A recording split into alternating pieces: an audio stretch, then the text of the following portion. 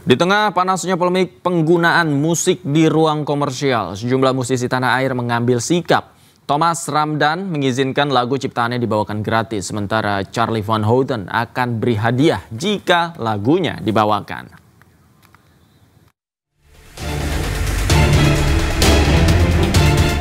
Polemik royalti musik di ruang publik komersial terus bergulir.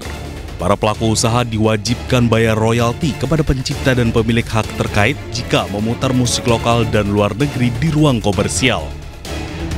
Tak sedikit pelaku usaha yang merasa terbebani dengan kebijakan pemerintah itu. Terkait hal tersebut, sejumlah musisi tanah air mengambil langkah guna memberi angin segar kepada para pelaku usaha.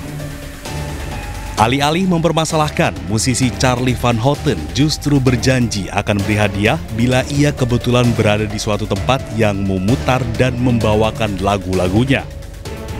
Sementara itu, Thomas Ramdhan, basis band Gigi, melalui media sosial Instagramnya juga memberi izin lagu ciptaannya dibawakan secara gratis oleh penyanyi dan band yang tampil dengan honor di bawah 5 juta rupiah per acara. Namun dia juga menegaskan hal itu hanya berlaku bagi penyanyi perintis. Sementara jika untuk keperluan komersial seperti iklan atau produk berbayar, maka harus melewati izin label. Kini para pelaku usaha tengah enggan memutar musik atau lagu para musisi Indonesia karena takut membayar royalti. Sejumlah pelaku usaha pun memilih memutar lagu atau musik bebas royalti. Tim Liputan iNews melaporkan.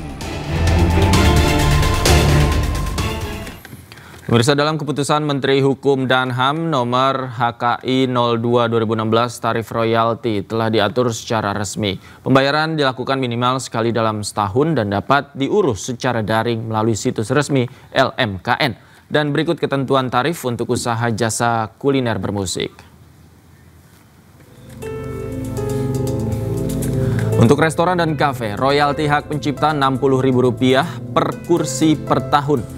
Sementara royalti hak terkait juga Rp60.000 per kursi per tahun. Selanjutnya untuk pub, bar, dan bistro, royalti hak pencipta Rp180.000 per meter persegi per tahun.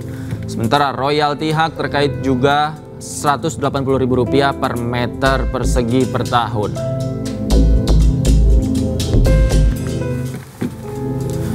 Kemudian untuk diskotik dan klub malam, royalti hak pencipta Rp250.000 per meter persegi per tahun. Sementara royalti hak terkait Rp180.000 per meter persegi per tahun.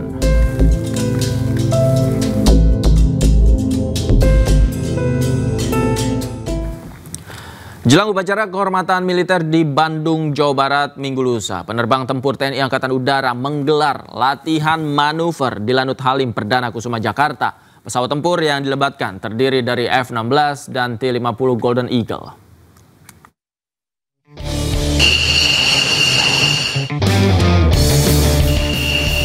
Penerbang tempur TNI Angkatan Udara mematangkan persiapan untuk tampil pada pembukaan upacara gelar pasukan operasional dan kehormatan militer di Batu Jajar, Bandung, Jawa Barat minggu lusa.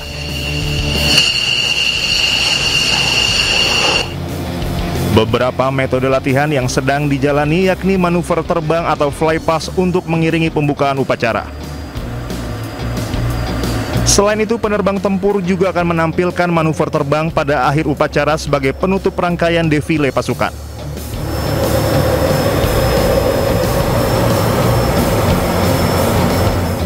Wakil Asisten Operasi Kaskop Sutnas Kolonel Penerbang Onesmus Gederai Aryadi mengatakan, hari ini merupakan hari terakhir para penerbang menggelar latihan di Lanut Halim Perdana Kusuma.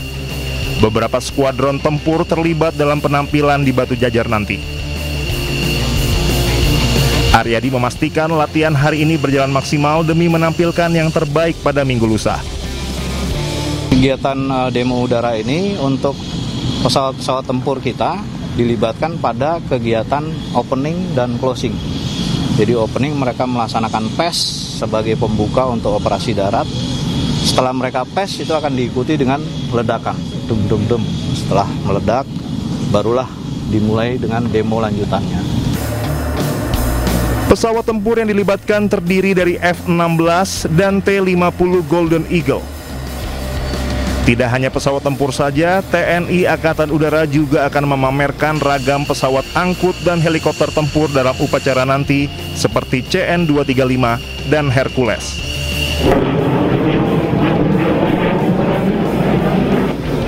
Dari Jakarta, Naura Syafiqah, Seto Pratomo, Anyus melaporkan.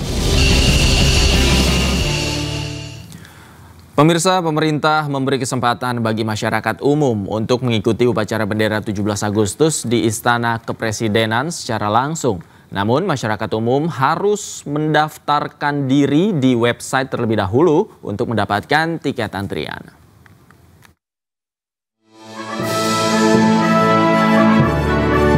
Presiden Prabowo Subianto memberikan kesempatan bagi masyarakat umum untuk menghadiri upacara hari ulang tahun ke-80 kemerdekaan Republik Indonesia di Istana Kepresidenan Jakarta. Namun, masyarakat harus mendaftarkan diri terlebih dahulu melalui situs pandang.istanapresiden.go.id.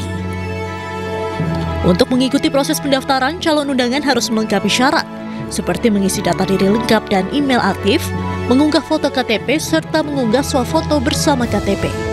Jika proses itu berhasil, calon undangan akan menerima konfirmasi melalui email yang telah didaftarkan. Mekanisme ini diterapkan untuk memastikan keamanan data sekaligus menghindari pemalsuan identitas. Antusiasme masyarakat terlihat sejak hari pertama pendaftaran dibuka, yakni Senin 4 Agustus 2025 pukul 11.45 waktu Indonesia Barat. Dalam waktu setengah jam, lebih dari 26.000 pengguna mengakses situs resmi Istana untuk memperebutkan kuota terbatas untuk mengikuti upacara hari ulang tahun ke-80 kemerdekaan Republik Indonesia di Istana Kepresidenan Jakarta. Pendaftar berasal dari berbagai wilayah Indonesia. Peminat terbesar berasal dari Jakarta, disusul Jawa Barat, dan juga Banten. Atas tingginya animo masyarakat, Istana memberikan kuota tambahan bagi masyarakat untuk mengikuti upacara di Istana. Dari Jakarta, tim liputan iNews melaporkan.